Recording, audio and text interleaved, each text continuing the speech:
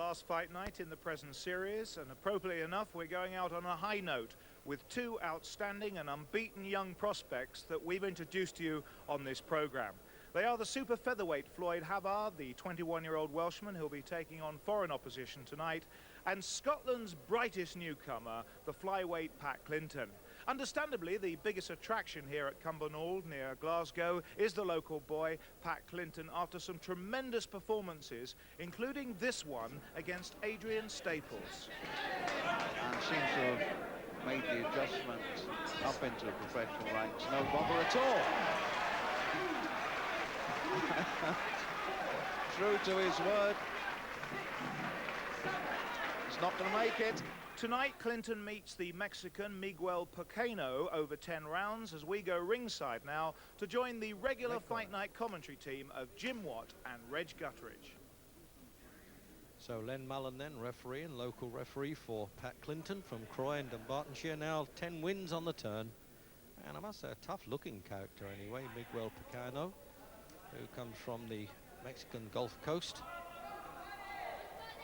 Seconds out, round one. So then the Southpaw Scot, they're now really hot on the championship trial there because he's been matched with Joe Kelly in a final eliminator to fight Dave McCauley for the British Championship. So first time I've seen Miguel Pequeno, and he claims a pretty good record, 24 wins, 6 defeats. And they do churn them out pretty tough in Mexico, particularly at this weight. And he has an American manager, Tom Hogan from El Paso. So let's see now whether Clinton, he's really been boxing well on home ground, hasn't he? Now 5 wins inside the distance. And a very thoughtful boxer and a very correct puncher. But gradually moving up in class now. And Pequeno said he's had the last 3 wins on the turn. Began at 16, so he knows what this game's all about. He's now 24. So scheduled then for the 10-round course. So Clinton's really moving up now if he has to go the full course into near the championship distances of 12.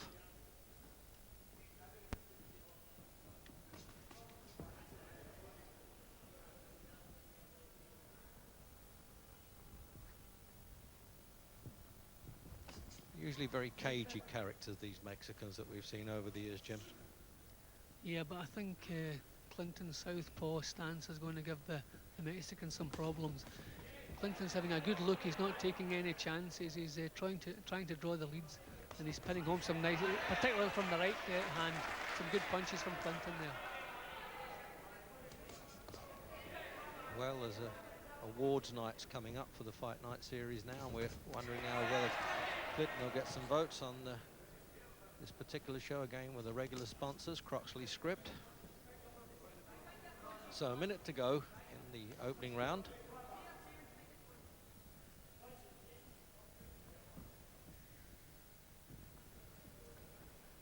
£3 advantage there for Pequeno at 8.5. So 8.2 Clinton. The 8 stone is the flyweight division. A little bit risky there, Clinton, Jimmy. Half threw a punch and then withdrew it. You can't afford to do that in top class. No, but at least I think he tumbled. It was a mistake halfway through making it, so he didn't make the mistake, thankfully. But it's been a good opening round for him. He hasn't really taken too many shots. See a little bit of blood in the Mexican's left eye too. Straight as an arrow there, wasn't it, Clinton's punching. Yeah, so you're right, if he's just bloodied below the left eye there, Pequeno.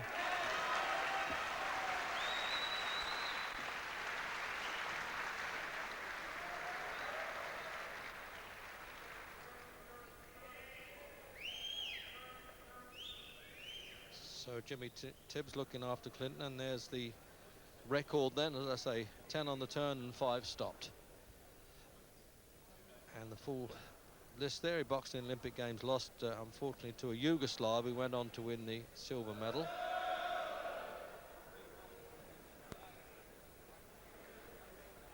Jim, have a look at this slow motion there, just catches him those straight punches. See, Clinton never allowed Pequeno to get into punching range at any time, kept him on the end of the long punches, and there's some real class punches coming the Mexicans' way. A nice start from Clinton. So working on that little bit of damage below the left eye, that's the American Tom Hogan there. Into the second then of Schedule 10, and the Mexican marked in the opening round. And Clinton really was always kept within punching distance, but never actually dived in recklessly. Good stuff from the Scot now. And Len Ballon regarded that really as not a knockdown. He wouldn't, although this timekeeper started to count, he lifted him up, thought he'd had a slip as well, but I think he slipped over a punch actually.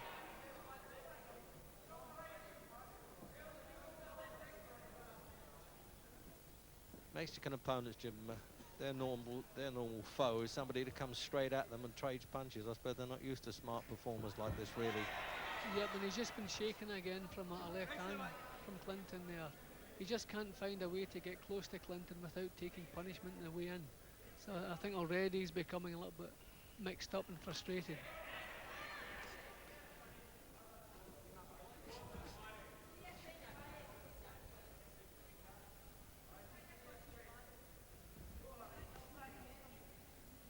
He looks a very experienced performer, Pequeno, Jim, really, doesn't he? He seems to know what it's about, but doesn't quite know how to cope with Clinton.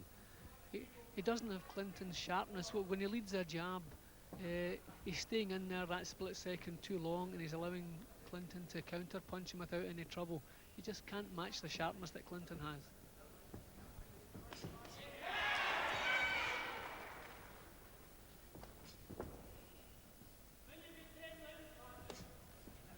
I like the way he's keeping it at long range, Clinton. That way you don't get hurt too much, Jim, right? Yeah, well, you know, I always admire the fighters who don't take too many, and Clinton certainly comes into that category. It's a good control performance from him, taking no chances, but controlling the action all the way through. His manager, Bert McCarthy from London, is actually the promoter at Cumbernauld for this show. So likes to give his man as much local support as he can get.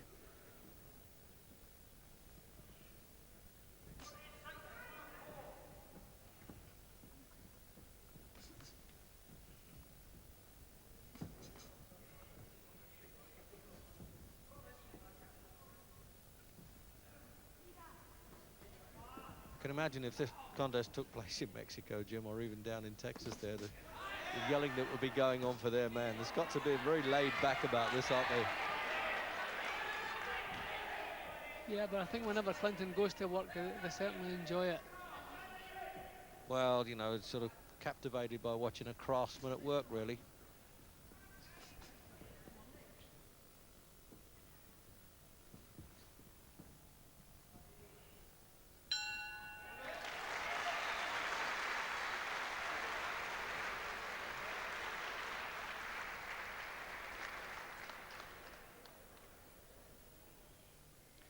So they've got to work now. Gary Davidson from London acting as an agent now, working on there. And this is his statistics then, Pequeno. As I say, he's been around a bit. It's no use me repeating the names to you, but there are some on his record that I certainly recognise. So he's boxed in good class. And he fought in April, as you can see there, so he's sharp enough. Came in for Freddie Castillo. So this is when there was either a knockdown or a slip, Jim, I think, this replay. No, it was a punch. Yeah, it was a good little shot right hook, but I don't think it was hurt in any way, but it certainly was a knockdown. Well, even in the corner now, Clinton has got to learn to tuck punches there from Jimmy Tibbs. Into the third round. And depending really on class, but I know Pequeno boxed over 10 rounds course and stayed 10 in a fight last December, I found, for him. So he's used to long distance stuff, but I don't know whether Clinton's going to allow that on this one. He's certainly been well on top the opening two.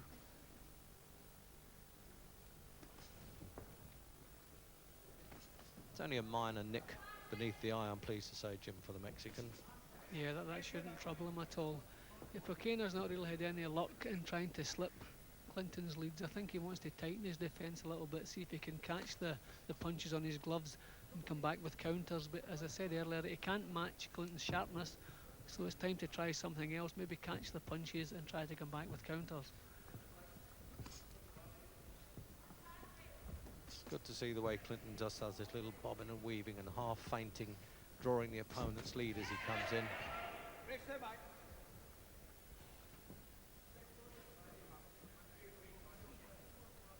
Just leaking a bit of blood again now underneath the Mexican's eye there.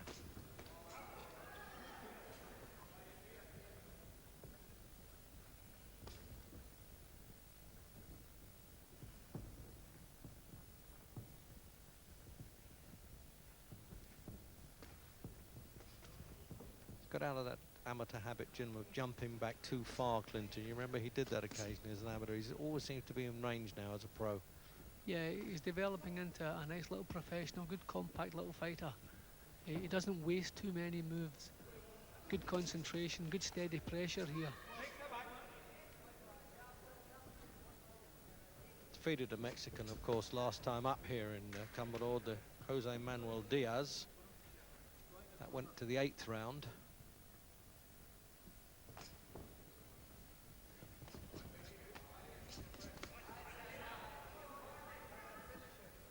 Minute to go in the 3rd.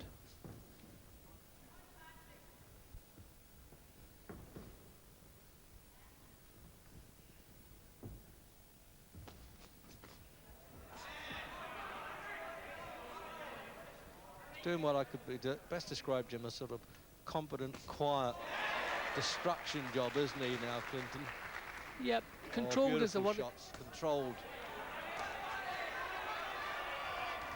Oh, they're so accurate, really. That's the way to open up. That's real quality stuff, that. He's a game enough guy, Pequeno, but he's going to need it.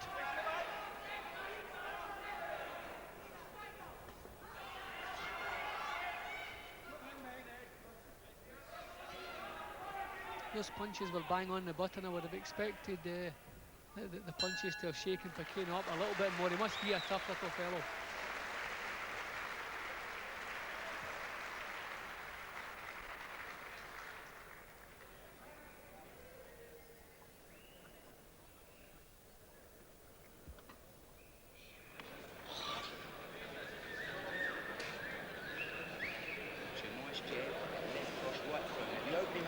Step a bit closer after you, bang with that left cross in. But come back with a right hook because he's bending now. Bang, bang. With that hook up the middle, right? Got me?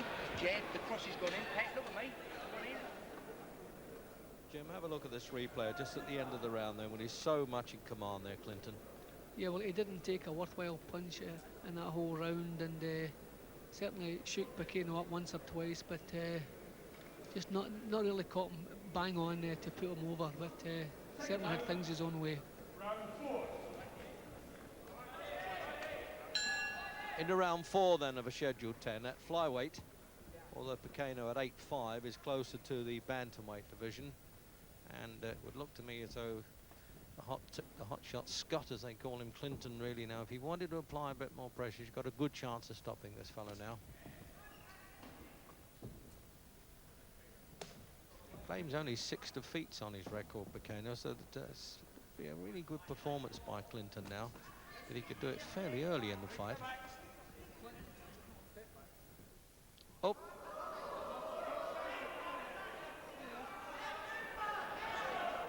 Well, we had a bit of a drama in the middle of that round. They had to take a little bit of time out. We had a power failure. The lights went out, and boxers very politely stood in their corner while they came back on again. So there you are. The timekeeper will, in fact, put a bit of time on there, so nobody's losing any money over it.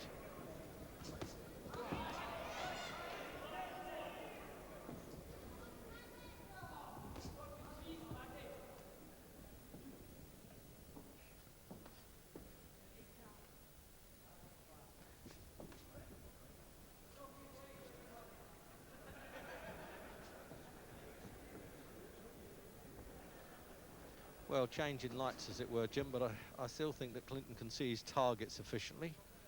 Yeah, well, still not missing too many. Just a little bit more power is all that's required here. His punches are landing bang on, and they're good punches.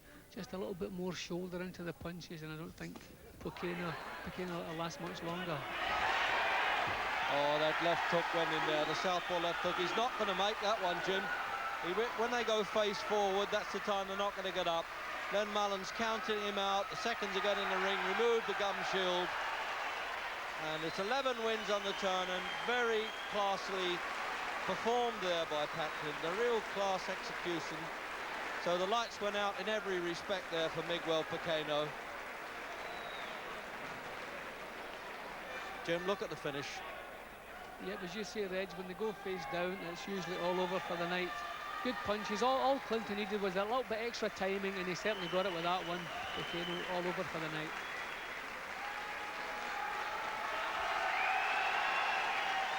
Well, the crowd rising, of course, to the unmarked Clinton, and now we'll have a look at the further replay of that then. Pequeno was a game enough guy, but he really was soaking up some punches there, and he lost his footing, and that was it. And the formality now of the count. So there it is then, Clinton looking very satisfied with his night's work, and words with Gary Newbon. Pat, you must have wondered what was happening when the lights went out. Well, I'm just glad it wasn't my lights that went out. I was totally shocked by it. Did you think it was an impressive performance tonight? Yes, very impressive. The most impressive thing was change of opponent. I'd trained for Freddie Costello, and there's nothing worse than changing opponent.